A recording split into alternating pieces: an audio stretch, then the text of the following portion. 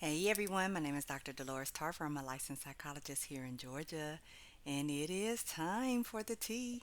Tea Time with Dr. Tarver is a wellness based podcast. It is not intended to be a substitute for a relationship with a licensed mental health provider.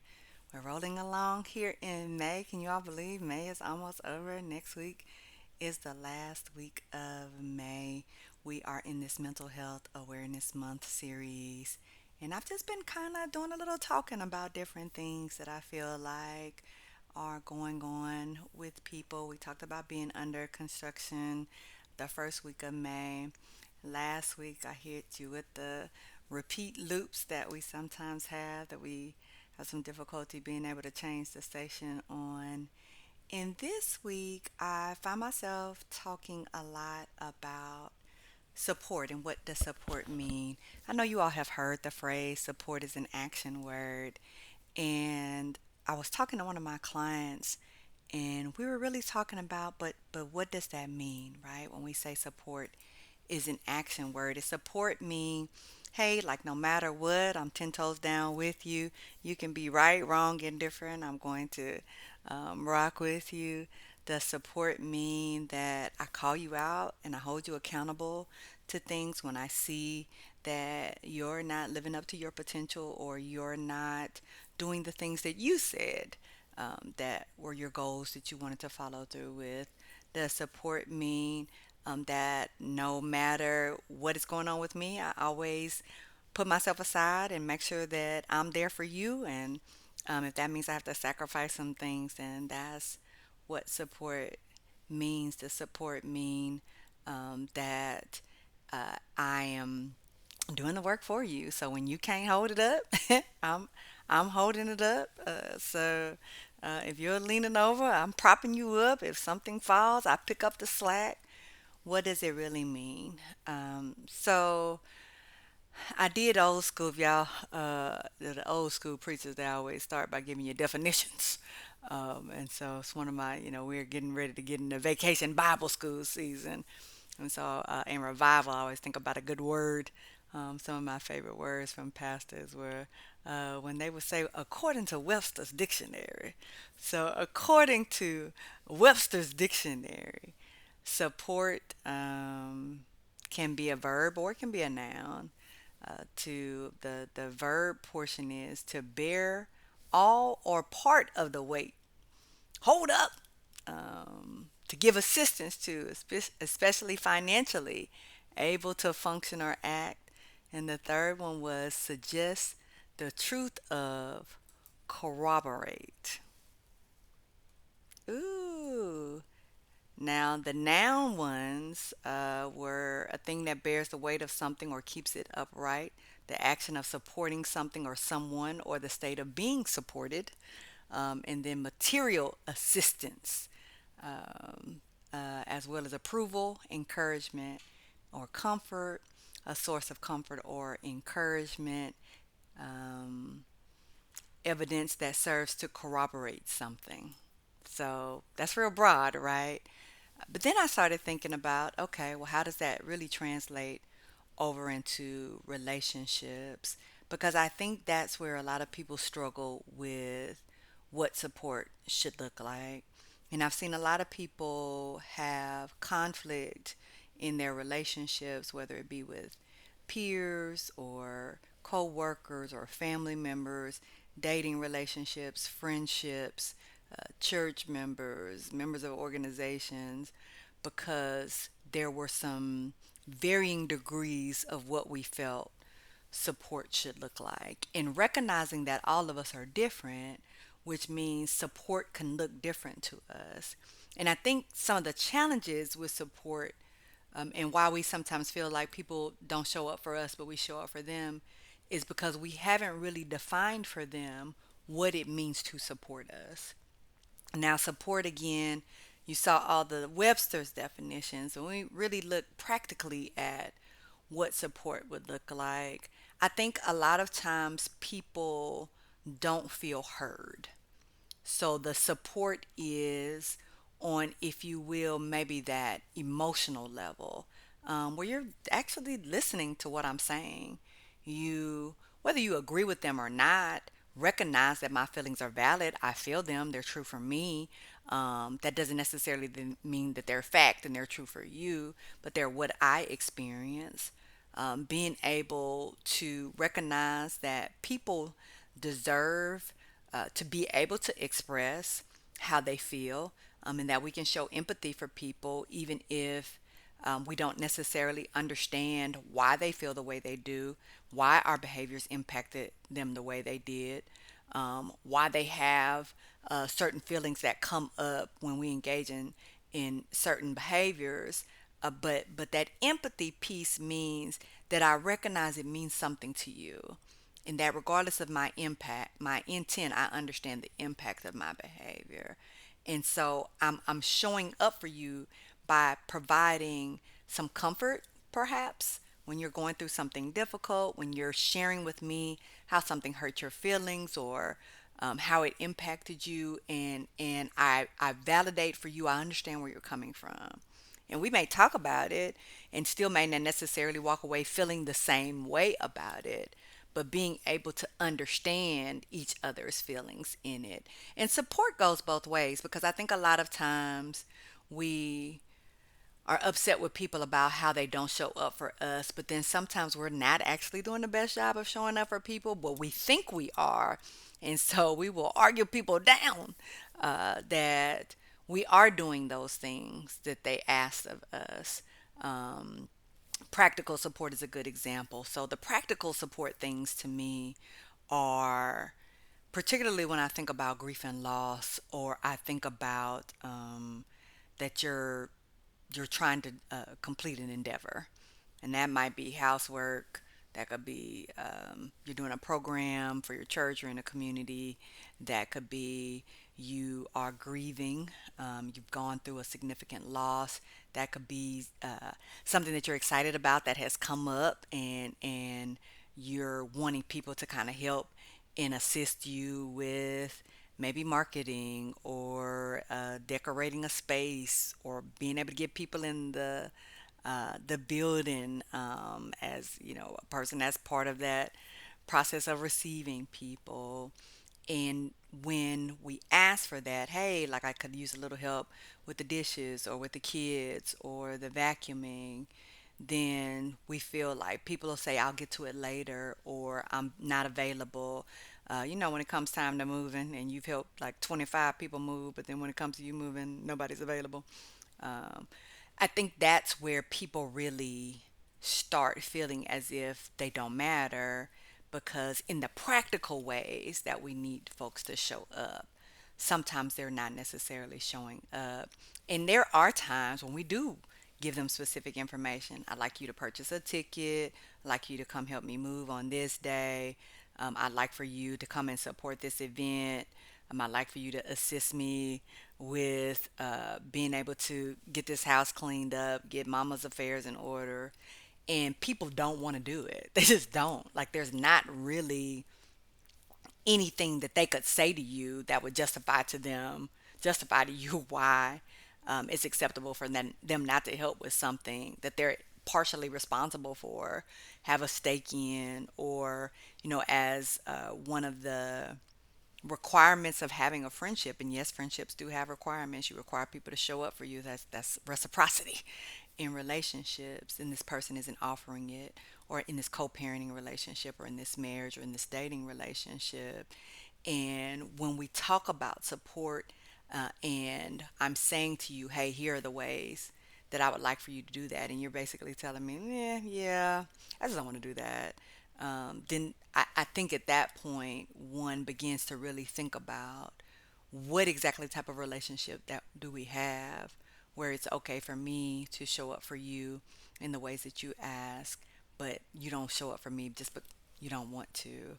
I do think sometimes what happens with support is that people want to support you in the ways that are comfortable for them. So, I may not necessarily want to do hands on things, but like, I'll absolutely call you. Some people can stay on the phone, they can talk to people for hours. We don't even have to be talking, they could just be hanging on the phone, and just spending all day. You're doing your stuff and they're just there, that kind of affectionate support. Hey, this is how I care for you and how I love on you by just wanting to be in your presence, hearing your voice, staying with you. But if that doesn't feel supportive to you, like that can feel very suffocating. That can feel as if like it's really hard for me to actually get things done when I feel like I have to keep you entertained. And we can spend time together and love on each other and care about each other, and snuggle and cuddle and all of those things. But I would actually like it for it to be something that works for both of us and not just something that you feel like you want, and that's how you want to be loved on.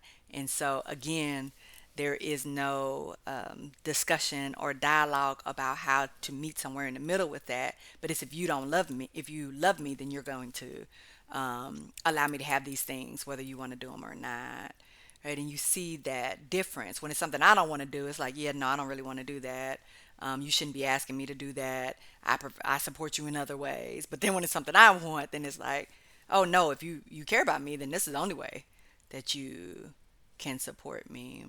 I know a lot of times financially, we talk a lot about that financial support piece, where people will ask you to borrow money or people will um, want you to support them by buying into some kind of business that they may have, or they're in a space where they are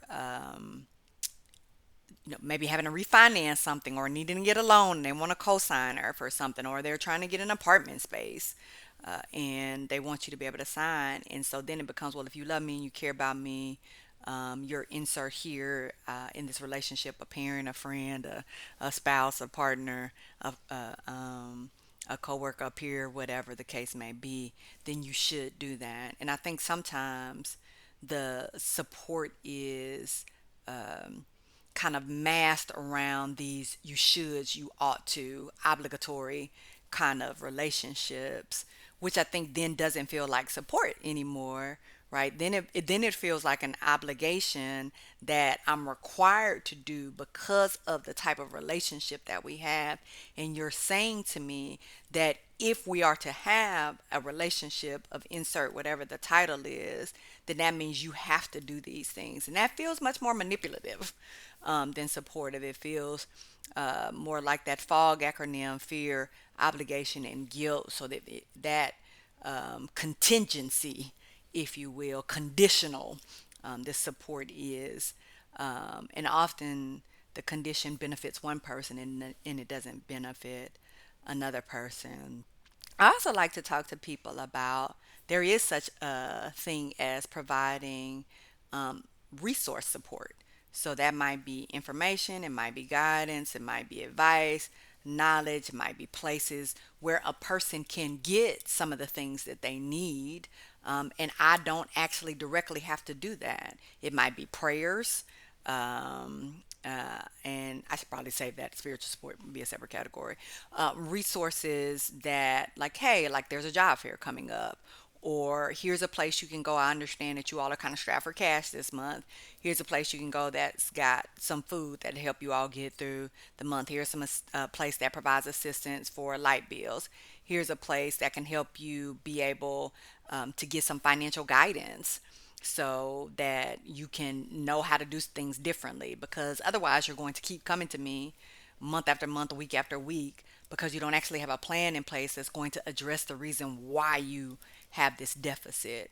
So that resource support provides options for people. We always say, right, if I teach you how to fish, then you're going to be able to do that for a lifetime. But if I'm just constantly supplying you the fish, then whenever you're hungry, you're going to need to come to me.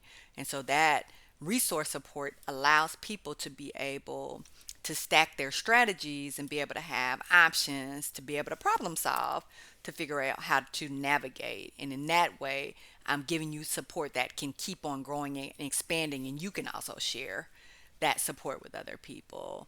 So the spiritual support that I started talking about, that might be your prayers. That might be when someone comes and they sit with you and you have some Bible study together. That might be someone who says, hey, come to church, get this good word.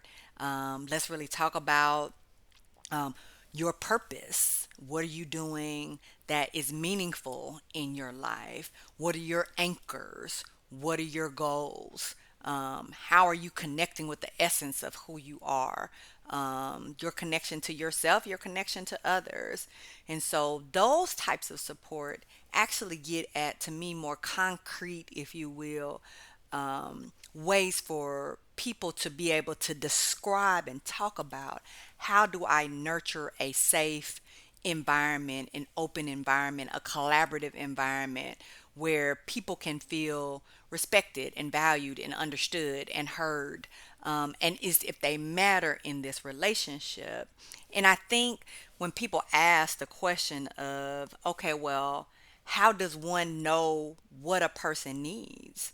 And I will tell you that it's not necessarily as simple as a blanket strategy for everyone, but it is, and that's where that active listening comes in, where I ask people what it is they're looking for.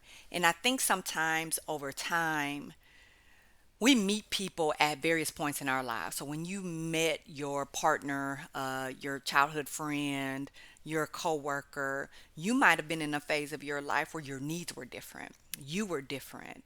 Your growth was different. Your integrity might have been different. The things you valued, prioritized, invested in might have been really different. And so 20 years later, if I haven't had an updated conversation with this person about who I am now, how I've grown, how I've changed, how my needs may have evolved as a matter of that. You think about all the significant things that happen in life: having children, getting married, purchasing homes, buying businesses, significant illnesses, losses, loves, all of the things that can happen. Of course, we're going to change. We're going to be impacted by all of those things. And so, if I made a covenant at 21 with my spouse, and here we are, we've been married 30 years, I guarantee you that that covenant needs to be updated, and not that who I said I was in terms of my integrity in this marriage. That foundation may not have changed. However, who I am as a partner may have changed, and what your needs were at 21 and what they are as my partner now, that we're in our 50s, could look different. And so I might be more in a caregiver role. I might be more in a role where, hey, I had my career, you supported me, and now it's time to support you. We may have shifted in completely different directions and are doing different things. We could be empty nesters at this point. We may be thinking about how we're setting up retirement. What are we leaving as a legacy for ourselves, for our children, for our communities? And so those are the kind of things that are important to update. You may have met somebody when you were in a period of your life where you didn't feel good about yourself. So you might not have had a lot of requirements of support. Just show up, just be there. Whatever I can get from you, I'll take. But now you're in a place where you have expectations about who you want to have in your life, and how you want them to show up. So maybe that person that was a party person, always being extra, drawing a lot of attention, being reckless, maybe that's not the person that you want to have as someone who's in your close immediate circle, because now you're dealing with things that are a little bit more private. So you're in spaces where people value the ability to be able to be a little bit more anonymous and not necessarily be out enough in the limelight. They may not want a lot of cameras around. They may not want to be on social media. Their priorities have shifted, and so they're looking more at building, instead of looking at getting approval and acceptance and likes and big support systems. And maybe there was a time where you cared about how many friends. Now you may care about the quality of those relationships.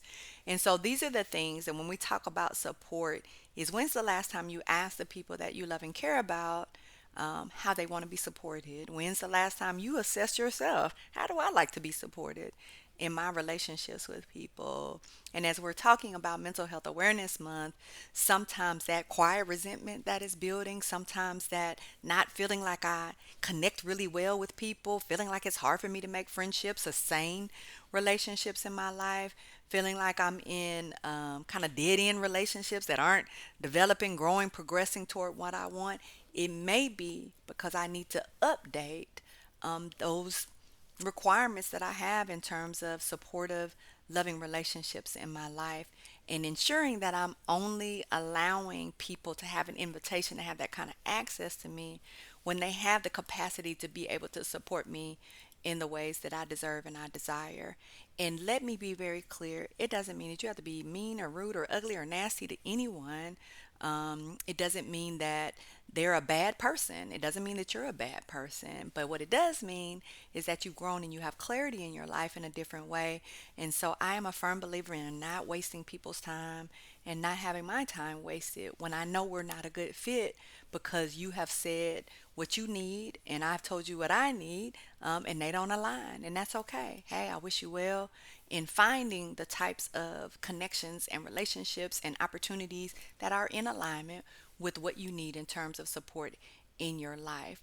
And if you do not spend time trying to make someone, which you cannot do, be someone they're not, and trying for you to pretend that you're someone that you're not, then you will absolutely find that you lead a healthier and quality life, being honest and open and having upfront, direct, clear conversations with people and making sure that you all are in alignment before you proceed in whatever type of relationship that you may be thinking about.